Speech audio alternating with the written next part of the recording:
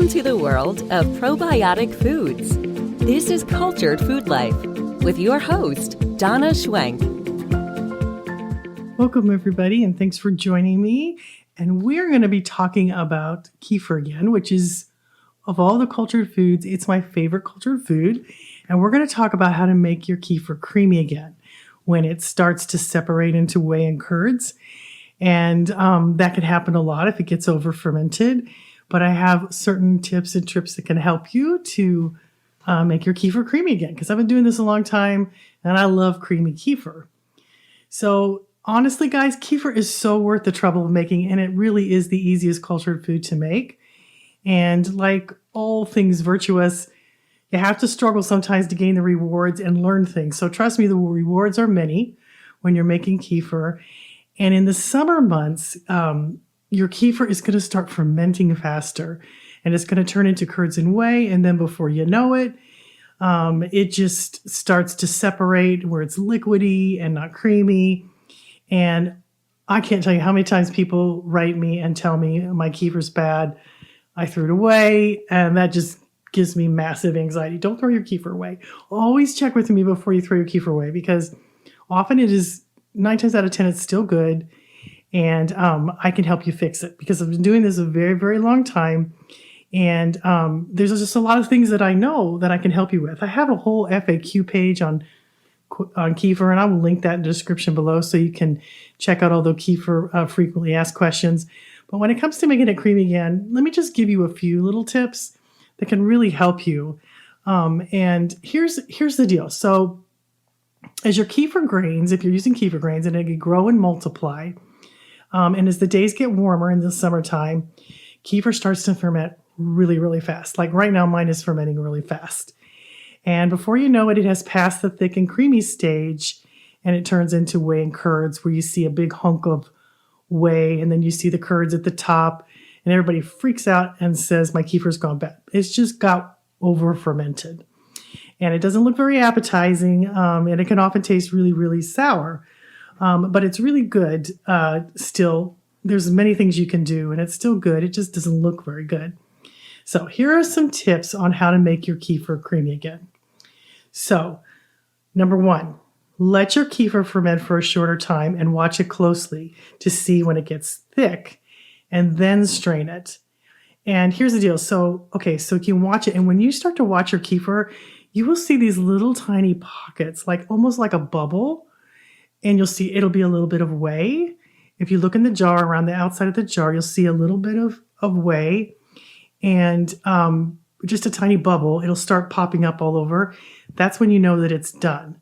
And then if you taste it and it's sour tasting, you know that it's ready to be put in the fridge. So you strain out your grains, but that's kind of where you want to catch it at, the stage that you want to catch it at. So if your house is really, really warm, your kefir can be done in less than 24 hours. So if it's above 75 degrees, it's going to probably, even at 75, it's probably going to be done faster than 24 hours. So if that's the case, just watch it. Watch for those little tiny pockets, little bubbles, and start to form around the jar. They could be the top or the bottom. Open the jar and taste it. And if it's tart tasting, then it means it's fermented and can go in the refrigerator. So 1 tablespoon of active grains per about 2 to 6 cups of milk. It just depends on how active your grains are, how warm your house is. And, it's just going to ferment faster for some people and slower for others. It's kind of got a mind of its own. So you just have to watch it to see how it does. And then once you get that system down, you'll be able to know how much milk it needs, how fast it's going to ferment, and what it's going to do when it's warm and the temperatures get warmer. And then you can ferment it for less time if you need to, or remove some of the grains. And you could put some of those extra grains in a smoothie drink, because when you eat those grains, they're good for you too. And they just blend up, you don't taste them, or you can add more milk. So, and I have a whole video on that I'll link in the description below on, so you can see how fast it can ferment when it's warm, and that will help you. You kind of got to think of this like these microbes in the kefir are eating the sugars out of the kefir, the lactose. And the more lactose they have, the longer it takes to convert them. So If you add like a prebiotic, like Prebio Plus, it's going to take longer for your kefir to ferment because it has more food. And that might be a really good option for you because then it'll stay creamier longer. So if you give your kefir a prebiotic like Prebio Plus, which I sell, and there's other things, and basically what it is, it's food for microbes, it's food for the bacteria in your gut. And if you give them something to eat, it helps it to make it creamy again too and stay creamy. So we'll get into that just in a little bit about how you can make it creamy with prebio too. So if your kefir is turning out thin or has separated into whey and curds, don't freak out. I've had many things. So I've had many people tell me this and then they think it's bad, but I have an editor in New York that works on my books who became a great friend. And she, I bought her kefir grains. I smuggled them in my suitcase when I went to New York. And she's been making kefir ever since. And she sent me a message one day and said that her kefir had been separating into whey and curds. And she said she found a way to make it creamy again. She said, Donna, I have made the best kefir I've ever made. After it's separated into whey and curds, I shook it up, put it in the fridge with the grains in it overnight. Then the next day I strained it and it was the most creamy consistency. So she literally kept the grains in there, shook it up, didn't separate the grains out, put it in there. And then the next day took it out of the fridge and it was creamy again. And she took the grains out and then put them in fresh milk, if that makes sense. So I had another member who posted on my Body Pro membership forum, and this worked great too. She said, Dear Donna, I've been fermenting and following you for a year now. It's so wonderful. It's changed my life. But now onto the secret way I found to make my kefir super creamy. After separating out the grains, I just put the entire batch, usually a half gallon, into my Vitamix blender and blended it on low for 20 seconds.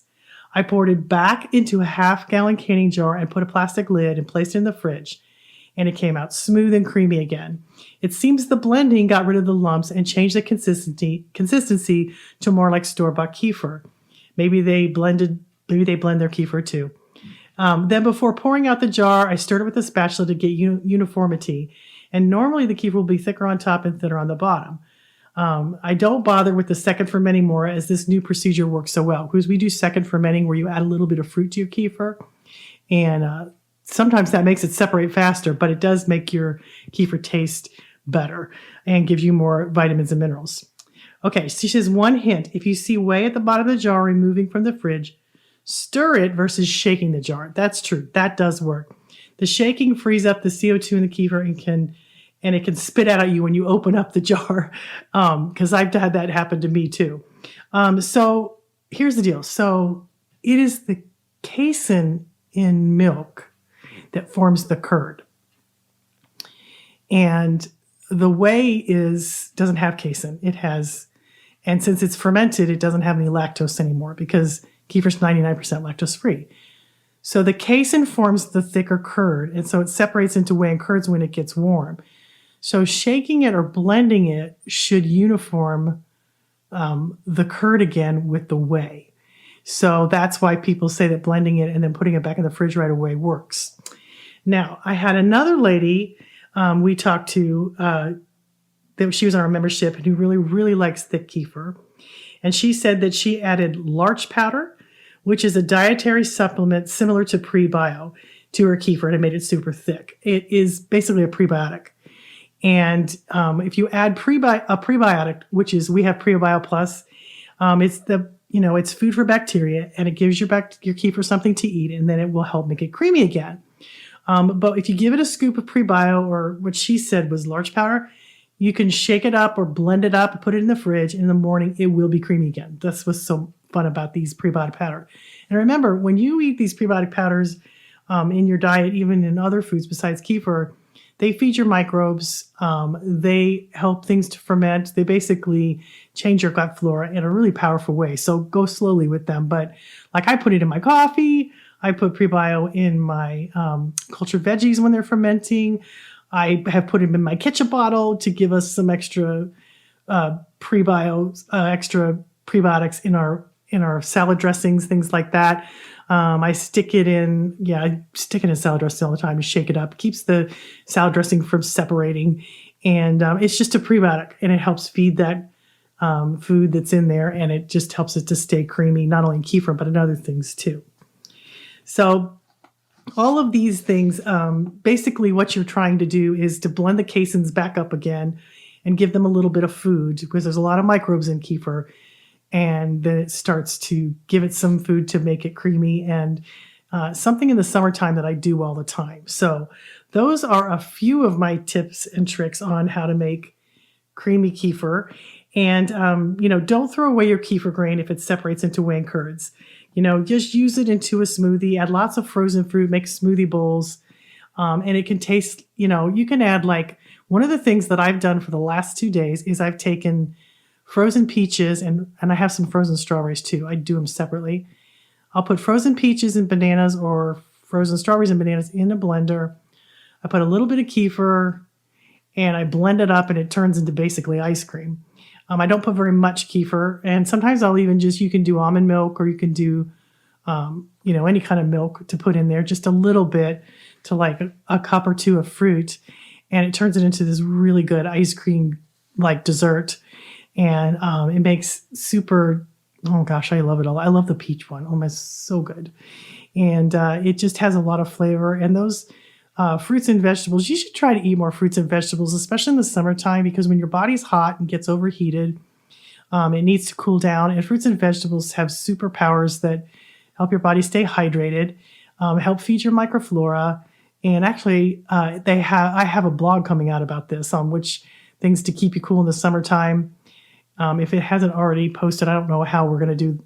I don't know which comes before, this podcast or the blog. I think the blog comes first. But anyway, you ought to check that out, because I have a lot of recipes on how to stay cool in the summertime with cultured foods. I give you a bunch of tips and tricks, and then I also give you a bunch of recipes, because you need to stay hydrated, and because it's hard on your liver when your body gets overheated, and you get too hot and it's trying to cool you down. And these foods are great for that. And especially kefir in the morning. I mean, I love having a smoothie bowl in the morning. That's my favorite thing ever. I have it, gosh, guys, I have it almost every morning. It's ridiculous. I've been doing this forever. I never get tired of it. I just change up the fruit. I sometimes put I actually do this a lot. I put collagen powder in there because I love the flavor. I have a really good one that I do. And I love just blending up the fruit with the kefir, make it a thick bowl, and then put some toppings on it like coconut or nuts. And especially in the summer, I love mangoes. And my kefir will separate, my husband does this thing where he thinks that shaking the jar helps everything to ferment better. And actually shaking the jar makes it separate into whey and curds more. So when it's fermenting for the first time, after it's done, it can help it to get uniform. But when it's first fermenting, it always separates if he shakes it too much. So I kind of leave it alone. I let it do its thing. I let it ferment. And then afterwards, if it's separated away in curds, then I'll blend it or shake it and add some prebio and to make it creamy again. But if you're doing it when you first put the milk in and, it's been 5 or 6 hours and you shake it, it's going to ferment faster and separate away curds. And he still does that. I don't know why he keeps doing it. I tell him not to. He doesn't believe me, but he's not home when it's done. So anyway, that's one of the things I've noticed. Here's the deal. Make your kefir, but just leave it alone and watch it. Let it do its thing. It's very smart. It knows what it's doing. It has a mind of its own. And watch for those little tiny pockets of whey in there. And they'll be like little bubbles. And then you'll know, taste it. It'll be sour and tart tasting. Then you'll know it's done. And then separate it out, separate the grains out, and stick in the fridge. Now, if you're using easy kefir, you don't have as much problem separating to whey and curds unless you're not paying attention. But it does happen. Actually, okay, I made some easy kefir yesterday and it separated to whey curds because we left it out too long. So that can happen too. It's the same thing. Easy kefir doesn't have grains in it. It's a powder formula. And so it's basically made from kefir grains. So what you do, if your easy kefir separates into whey and curds, you do the same thing. Add a little bit of prebio plus, shake it up or blend it, stick it back in the fridge, and it'll be creamy again. So it's the same principle, except you don't have grains in there. And it just means you've over fermented it. And guys, that is not bad. Please don't throw your kefir out because it'll separate into whey and curds. It gives me anxiety when you guys do that because it's it's still good. It's still good. It's just doing its thing, and it's running out of food. So it separates itself. Remember, the white curdy part is the casein. Now, as you ferment it, that casein gets less and less and less and less. So if you struggle with casein, you're getting less and less as it ferments. If it's in the whey, there's actually no casein in the whey because it's only the casein's what forms the curd, which is what makes cheese. So as you ferment it, you get less and less casein, and you get 99.9% no lactose. So that's kind of cool. I love that about kefir. So it's lactose free. Anyway, I hope that helps you. I'm going to put a bunch of links. I got to remember what I said that I was going to put in there. And if not, you can always email me.